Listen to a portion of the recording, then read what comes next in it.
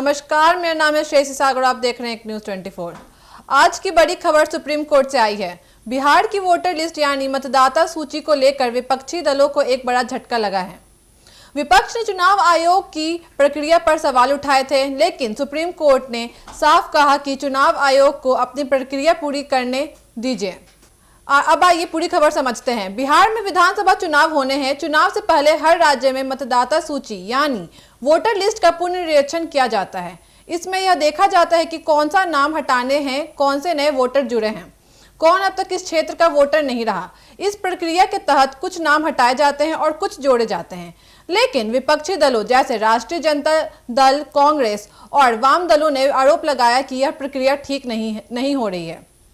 उनका कहना है कि चुनाव आयोग जानबूझकर कुछ वोटरों के नाम लिस्ट से हटा रहा है।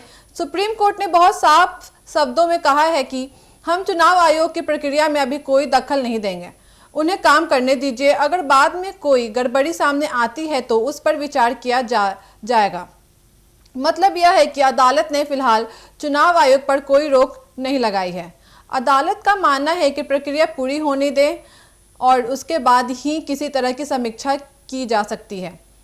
विपक्षी नेताओं ने दावा किया था कि दलित, पिछड़े और अल्पसंख्यक समुदाय को वोटरों के नाम जानबूझकर हटाए जा रहे हैं।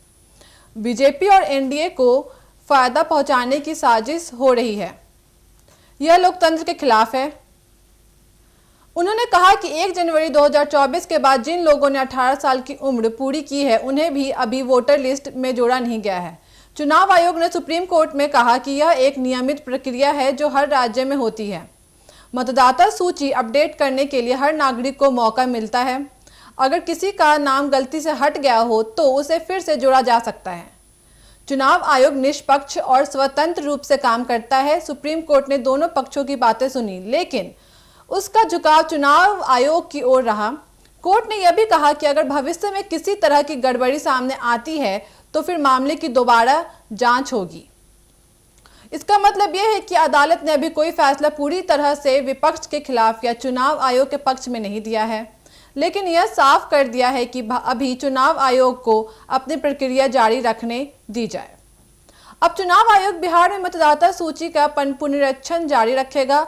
अगर किसी वोटर का नाम गलती से हट गया है तो उसे ऑनलाइन या ऑफलाइन फॉर्म भरकर फिर से जुड़वाने का मौका मिलेगा। नए वोटर जिन्होंने 18 साल की उम्र पूरी कर ली है, वे भी आवेदन कर सकते हैं। चुनाव आयोग नवंबर 2025 तक अंतिम वोटर लिस्ट तैयार करेगा। तभी तय होगा कि कितने वोटर हैं और कितने नए जुड़ेंगे। बिहार चुनाव को लेकर राजनीति गर्म है, लेकिन सुप्रीम कोर्ट ने यह साफ कर दिया है कि चुनाव आयोग को समय और स्वतंत्रता दोनों मिलनी चाहिए ताकि वह निष्पक्ष तरीके से अपनी जिम्मेदारी निभा सके। तो फिलहाल विपक्ष को झटका जरूर लगा है, लेकिन मामला पूरी तरह खत्म नहीं हुआ है। अगर भविष्य में कोई अनियमित साबित होता है तो अदालत फिर से इस पर विचार कर सकती है। ऐसी खबरों के लिए जुड़े रहें एक न्यूज़ 24 के साथ। धन्यवाद।